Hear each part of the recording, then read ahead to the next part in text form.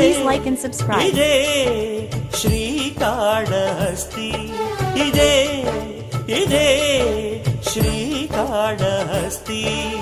ఇక్కడే కలుగుతుంది అద్వైత సిద్ధి. ఇదే ఇదే శ్రీకాళహస్తి, ఇక్కడే కలుగుతుంది అద్వైత సిద్ధి. స్వర్ణముఖీ తీరంలో